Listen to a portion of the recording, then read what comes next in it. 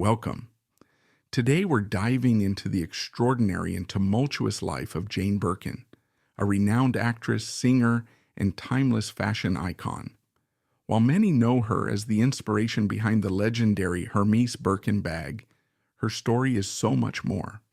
From personal heartbreaks to global fame, Jane Birkin's journey is one of resilience, artistry, and reinvention. Let's explore the incredible life of the woman who changed both fashion and culture forever. Jane Birkin's name might bring to mind the world-famous Hermes Birkin bag, a handbag with legendary status, endless waiting lists, and a price tag to match. However, the connection between this luxurious accessory and the woman it was named after is more puzzling than it seems at first glance. On one hand, the bag represents exclusivity and status. On the other, Birkin herself was a free-spirited bohemian of the swinging 1960s. Her life, far from being defined by a designer purse, was a whirlwind of heartbreak, scandal, and loss.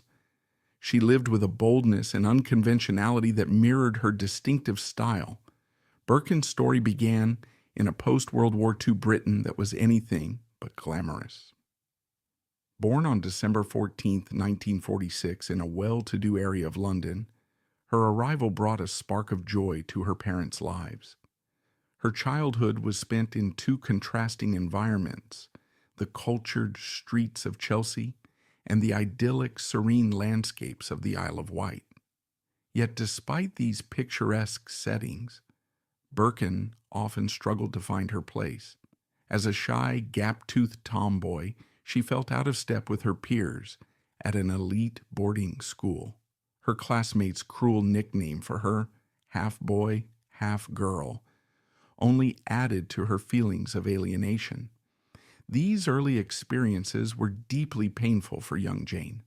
Fortunately, Birkin's family background helped her pave the way to an extraordinary future. Her father, a high-ranking Royal Navy officer, and her mother, a celebrated actress, exposed her to two rich but contrasting worlds: the disciplined excitement of military life and the dazzling allure of the stage. Together, these influences instilled in her a sense of adventure and a fascination with drama. By the time she turned 16, Birkin had already begun to channel this energy into acting. Her big break came with a daring role as a deaf-mute opposite the renowned actor Ralph Richardson. This performance captivated audiences and marked the start of a career and life defined by bold choices and unconventional paths.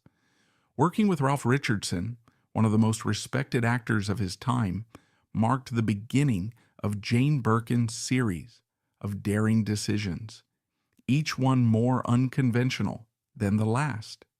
Many child actors grow up faster than their peers, but Birkin's journey accelerated at an almost dizzying pace. At just 17, she met John Barry, a celebrated composer 14 years her senior. The whirlwind romance culminated in a secret wedding when she was 18, instantly making them one of the most glamorous couples in London during the swinging 60s.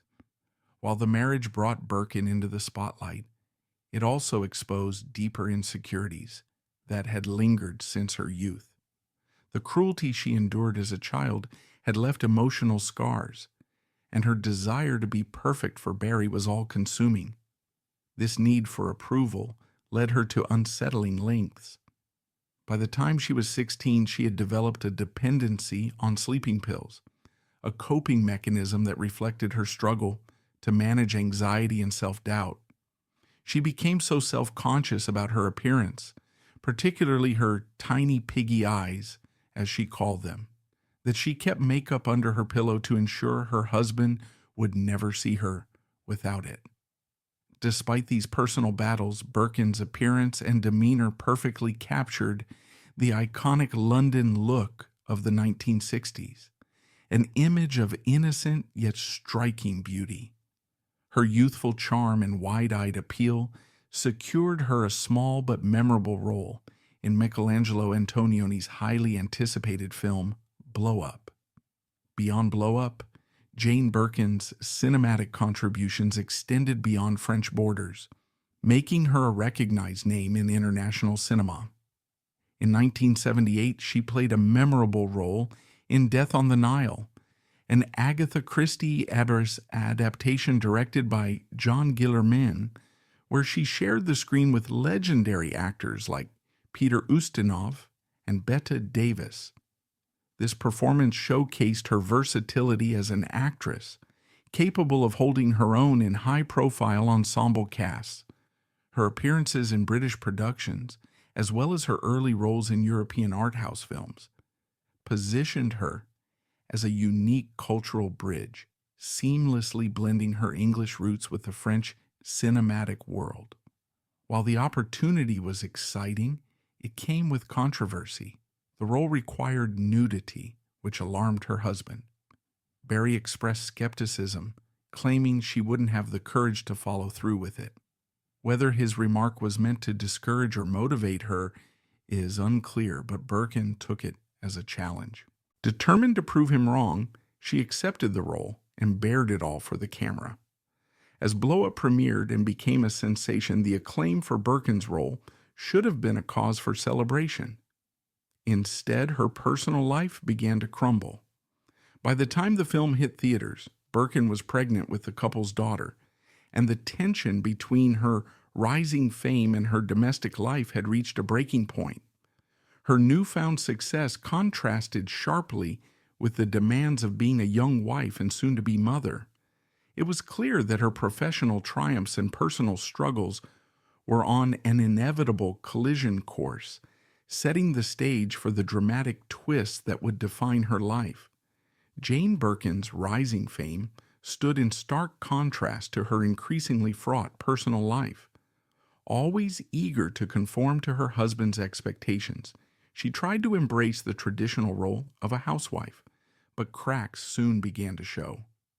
Birkin struggled with the isolation of long, lonely evenings, waiting for John Barry to return from his nightly escapades. In April 1967, she gave birth to their daughter Kate, a moment that should have brought the couple closer. However, just a few months later, during the summer, Barry suggested they take separate vacations, a decision that foreshadowed the collapse of their marriage.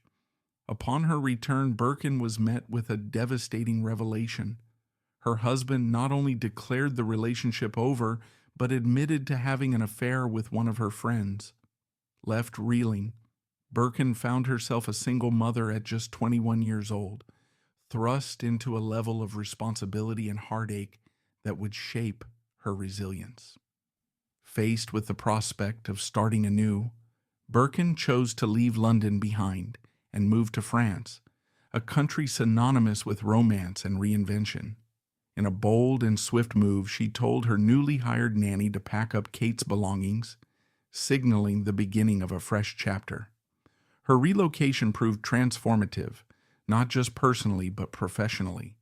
Still basking in the success of Blow Up, Birkin found it relatively easy to land acting opportunities in her new home. What followed was an unexpected yet fateful encounter on the set of the 1968 film Slogan.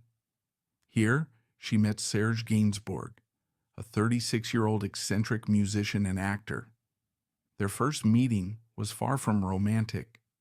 Gainsbourg, initially unimpressed by Birkin's lack of French, made his skepticism clear.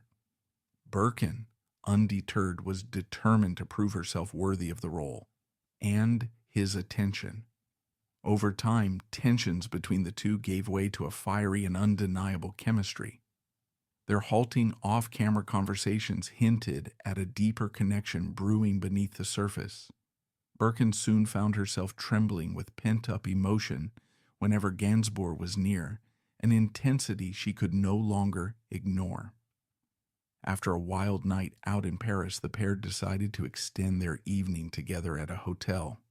However, their first attempt at intimacy took a comedic turn when the receptionist casually referred to Gainsbourg's usual room, and the evening ended with him passing out before any sparks could fly. By the time Slogan premiered in 1969, Birkin and Gainsbourg had become inseparable. The event cemented their status as a headline-grabbing duo, not only for their artistic collaborations, but for their unapologetically provocative public appearances. Birkin, ever the fashion trailblazer, turned heads on the red carpet in a simple yet daring sheer mini dress paired with her signature basket purse. The transparency of her outfit shocked onlookers and left little to the imagination, but it also exemplified the fearless spirit that defined her. Jane Birkin's influence as an it girl extended far beyond her daring fashion choices and controversial collaborations. She redefined beauty standards of the 1960s and 70s, embracing natural imperfections like her gap-toothed smile and effortlessly tousled hair. Her minimalist yet chic wardrobe, often combining tailored pieces with bohemian flair, inspired a generation to embrace simplicity and individuality. Birkin's approach to life, eschewing traditional roles and living unapologetically on her own terms, symbolized the spirit of rebellion and freedom that defined the era. She not only embodied the cultural shift towards authenticity and self-expression, but also set the stage for future generations of women to redefine femininity on their own terms. From her basket purse to her iconic influence on the Hermes Birkin bag, she became a symbol of effortless style and a testament to the power of living boldly.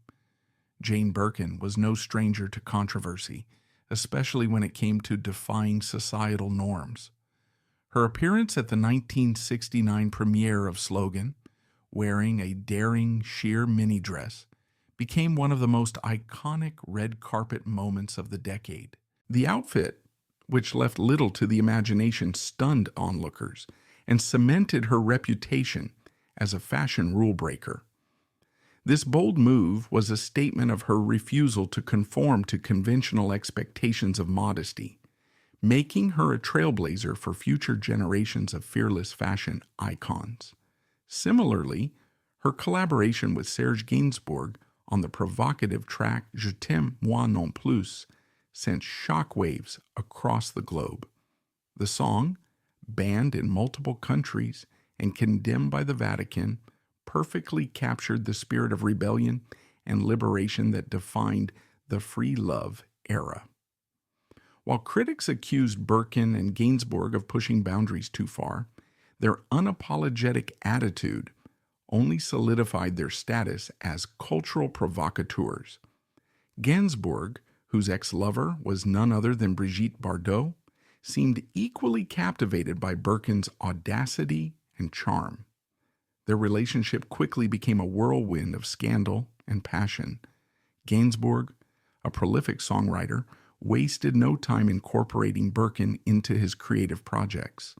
The pair collaborated on the sultry and controversial track Je t'aime moi non plus, which had originally been written for Bardot.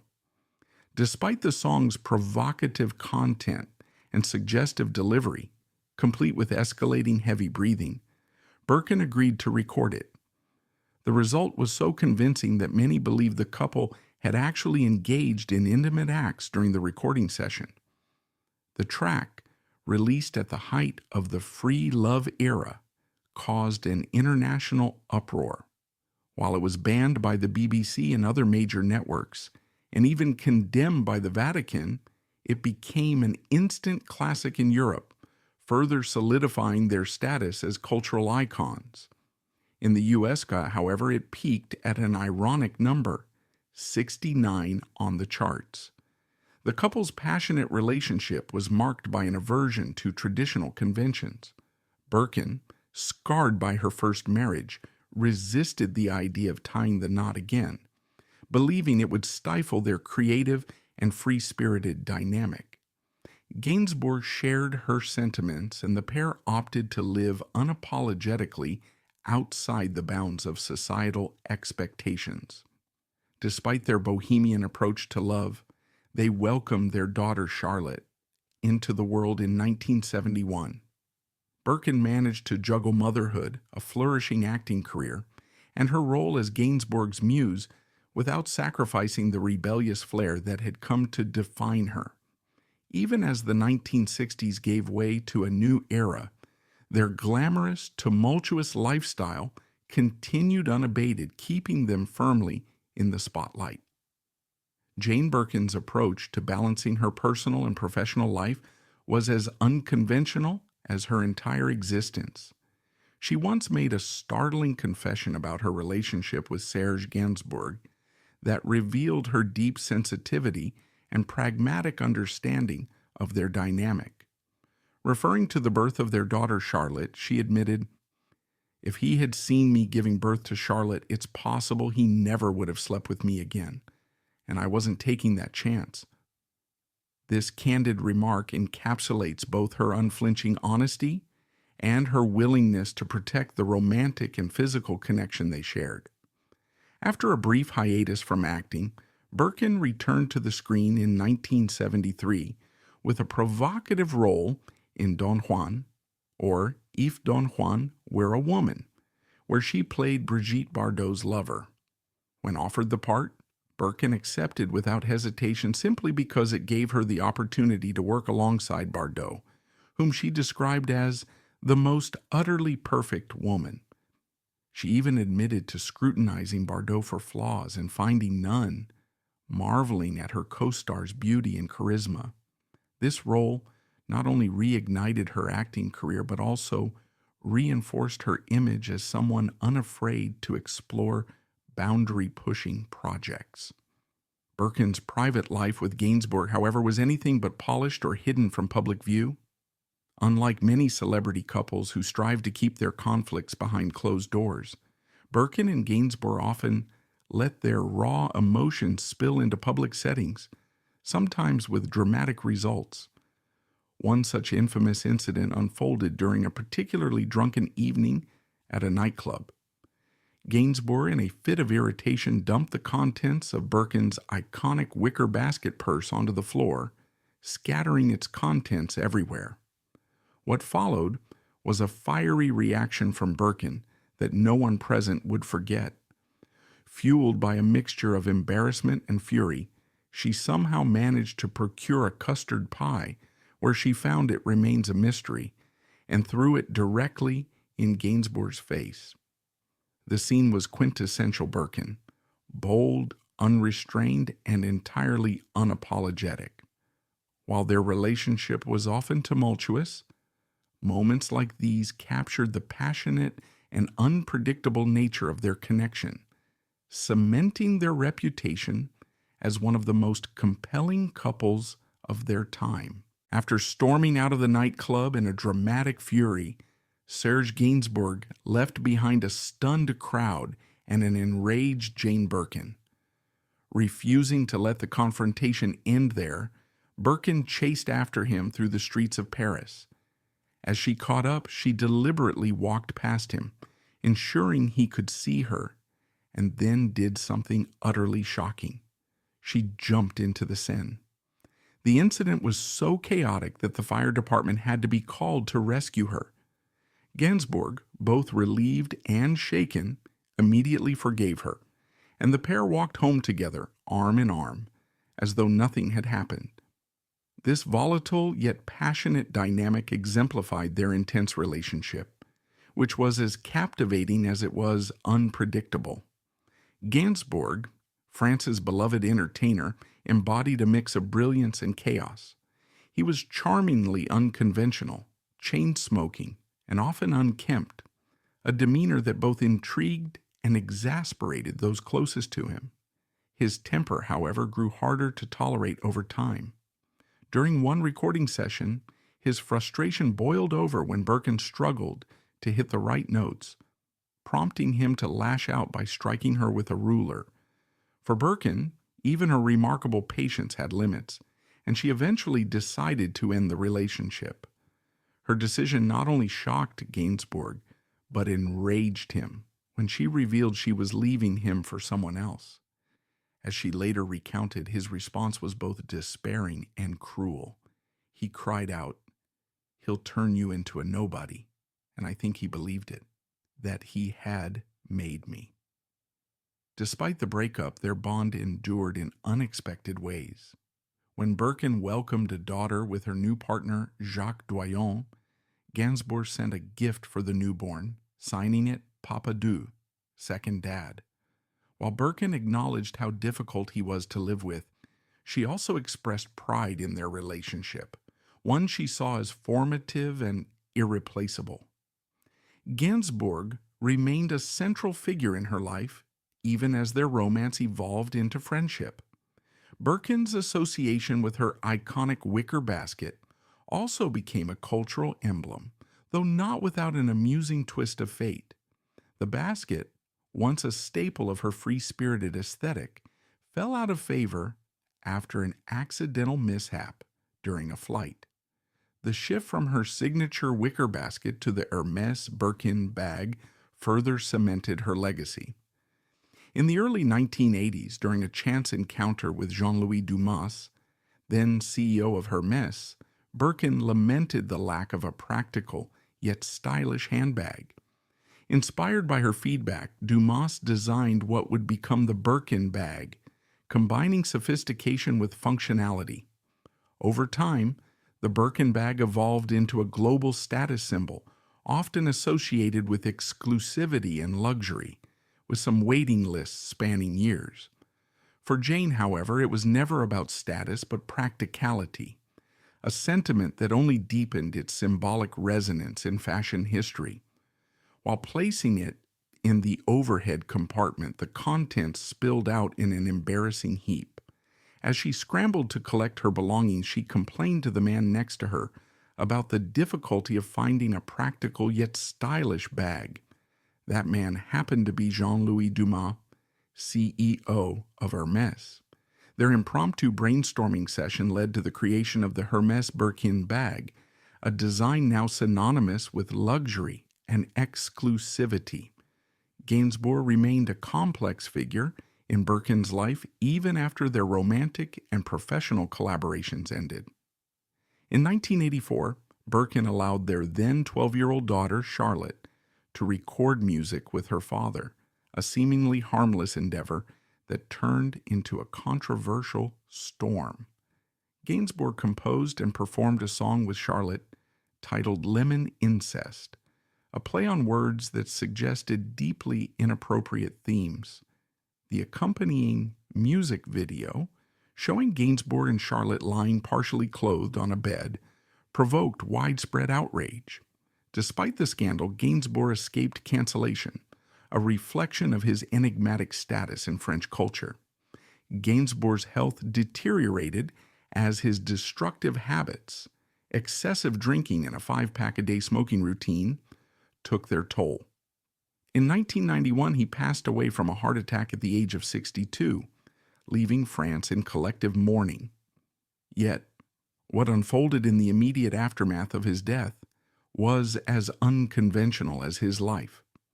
His body remained in his bedroom for 4 days, surrounded by the women who loved him, Birkin, their daughter Charlotte, her half-sister Kate, and his then-girlfriend. The delay in the burial reflected the family's struggle to come to terms with their loss, with Birkin even stepping out to find someone to preserve the body until they felt ready to say goodbye. This poignant and surreal episode encapsulated the deep, enduring impact Gainsbourg had on those closest to him, particularly Birkin, whose life remained intertwined with his legacy long after his death. 4 days after Serge Gainsbourg's death, life delivered another crushing blow to Jane Birkin. Her father passed away, leaving her reeling from the loss of the 2 most important men in her life within the span of a single week.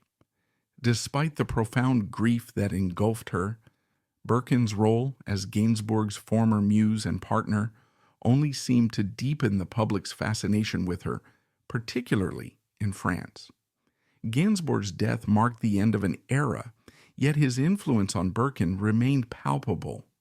She continued to honor his legacy by performing and recording his music, but her grief ran so deep that it strained her relationship with Jacques Doyon, the man she had left Gainsbourg for. Their 13-year relationship ended in 1993, a reflection of how inextricably tied she was to her past.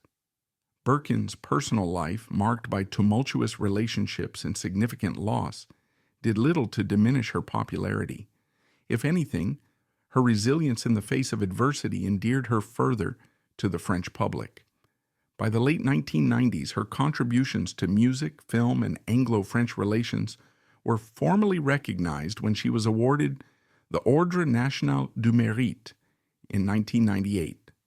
By this point, Birkin had recorded over 20 albums, acted in more than 65 films, and become a cultural icon in both England and France.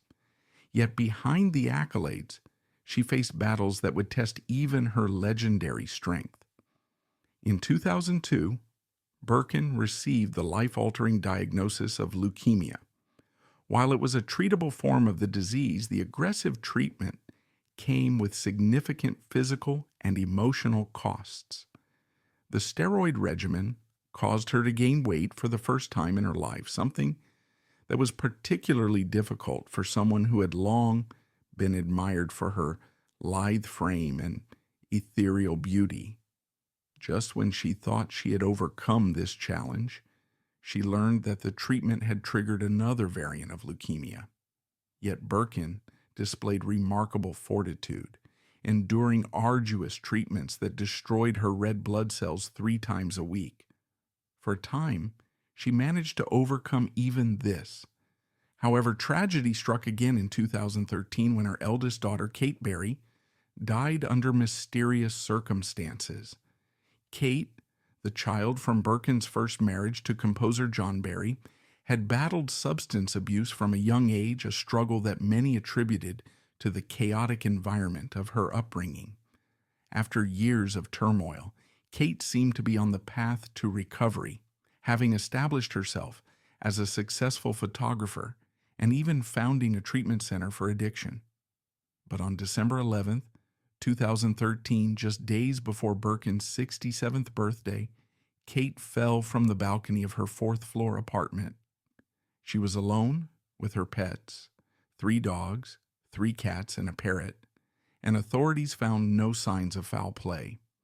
While Kate's half-sister Charlotte Gainsbourg believed the fall was accidental, Birkin eventually came to terms with the possibility that Kate, who had struggled with depression, may have taken her own life. Devastated by her daughter's death, Birkin channeled her grief into activism. In 2015, she took a bold stance against Hermès, asking the luxury brand to remove her name from the crocodile skin version of the iconic Birkin bag. Her decision was sparked by reports of the cruel treatment of animals on farms supplying Hermès.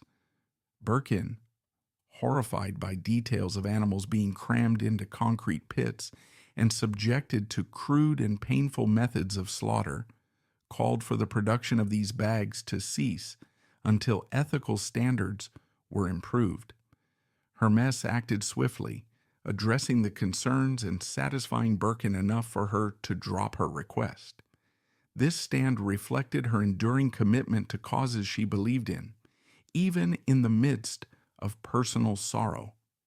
Despite her activism and achievements, many believe that Birkin never fully recovered from the loss of her daughter. She continued her decades-long fight against leukemia, enduring the toll it took on her body and spirit. In 2021, she suffered a stroke, and in 2023, at the age of 76, she passed away in her home. A style icon, muse, actress, and activist, Birkin wore many hats throughout her life, each with the same grace and individuality that defined her. When asked about her greatest accomplishments, her response was quintessentially British in its humility. My 3 girls, and personally lasting so long in this profession with limited talent. This self-deprecating remark belied the enormous impact she had on the worlds of fashion, art, and culture, leaving behind a legacy that will remain timeless. Thank you for joining us in uncovering the fascinating and emotional story of Jane Birkin. If you found this story inspiring, don't forget to give this video a thumbs up, share it, and subscribe for more amazing content. Let us know in the comments, how has Jane Birkin's life and legacy inspired you? We'll see you in the next video.